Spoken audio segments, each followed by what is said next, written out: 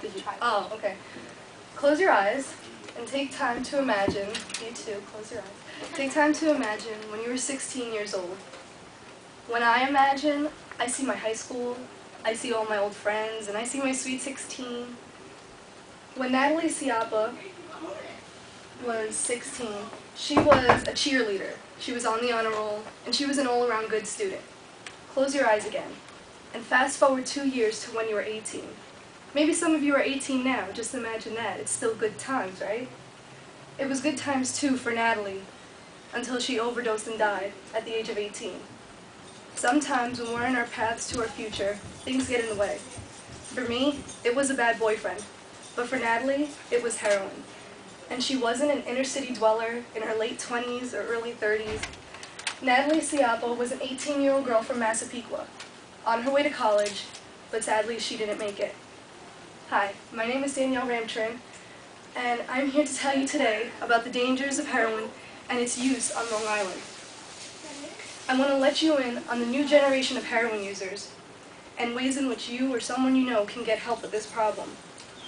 I'm at Suffolk County Community College as a chemical dependency counseling major. I want to graduate with enough knowledge to help people and treat their addictions. I want to show you today how a little knowledge can go a long way. I'm going to let you know what heroin is, heroin users on Long Island, and ways in which you or someone you know can get help. And hopefully with this, you'll spread the knowledge. The most important thing to understand about heroin first is how it affects the body. The website for the National Institute of Drug Abuse lists important facts on heroin. It's made from morphine. It can be a white powder that kind of looks like this, and that's only if it's pure. It can also be a brown powder, which is what's usually sold on the streets because it's less pure, so it's not as white. And then it can be black and sticky looking, and that's black tar heroin. It's very potent, but it's kind of gross, as you can see, and people are putting this in their bodies. It can also have devastating effects on the body. It can come in any of those forms on the street, in a balloon, in pills, in powder, in packages, and it can be injected, snorted or sniffed, and even smoked. Street heroin often contains toxic contaminants or additives that can clog the blood vessels, leading to the lungs, liver, kidneys, or brain, causing permanent damage to the vital organs. Now that you can all see just how devastating this drug is, I'm going to let you in on the effects of the body. These are the health conditions it can cause. And like Katie was saying before, it can cause HIV or AIDS and hepatitis through people who use it, through shooting up heroin. They don't really care, some of them, if they have clean needles or not. So it leads to devastating health effects. It can also have long-term effects.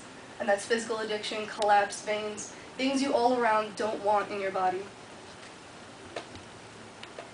Now I'm going to tell you guys about the users on Long Island. Home sweet home, right? And there it is, our beautiful island. According to Newsday's internet database, last year, Nassau County had the highest overdose deaths to date, 46. And in Suffolk County, that number was 60. Because of the increased use of painkillers like Oxycontin and Vicodin, these are gateway drugs to heroin. And because of the increased use of these drugs, there's been an increased use of heroin itself. Between 2004 and 2008, at least 1,068 people on Long Island died of overdoses of either heroin or these prescription opiates. Let's say that the average middle school or high school class is about 26 kids, right? That's around 41 classes dead, everyone in that class, because of heroin and its gateway opiates. Heroin arrests have risen 126% in Suffolk and 91% in Nassau between the years of 2005 and 2008, which is pretty recent. Admissions to rehab facilities among those 21 and under for heroin use have risen 50% since 2003 in Suffolk County. So that's just 21 and younger. Those are people that are pretty much our age. This is alarming. And what's worse is the fact that these people aren't hardened criminals. They're your neighbors, your friends, your brother or sister. Not so home sweet home, right? Many adolescents begin heroin use at the tender age of 15 or 16. Ryan Driscoll was another lost teen to this drug. He began the use of heroin at age 15, and he's now 18 and on his 4th attempt to get clean. He said on CBS Online that it just took a hold of me. It eats you up from the inside out the first time you try it, and it takes everything from you.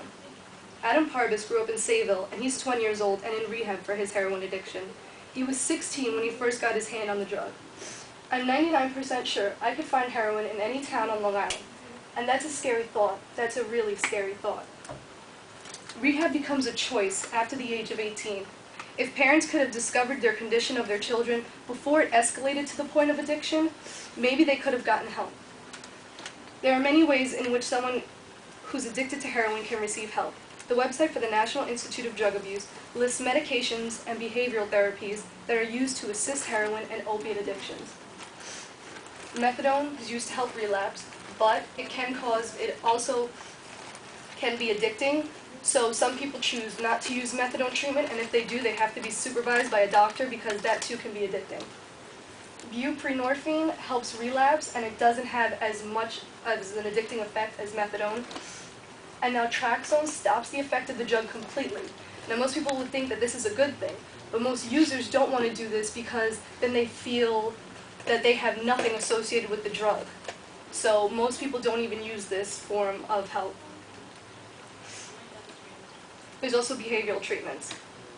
There's individual group counseling, contingency management. It uses like a voucher-based system.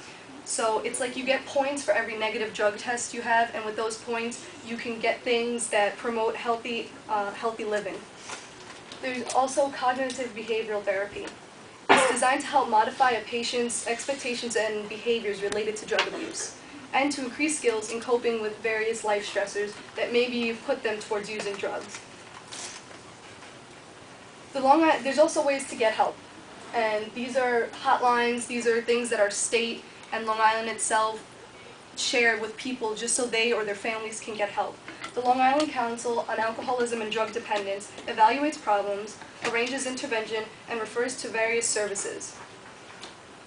The New York State Office of Alcoholism and Substance Abuse Services Hope Line provides counseling and referral to the state's 1,500 treatment providers.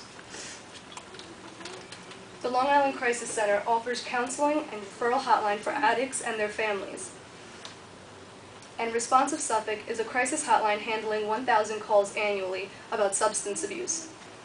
I'm going to pass out some of the information I've given you in this presentation, so that you too can educate someone on the drug that is sweeping through our towns.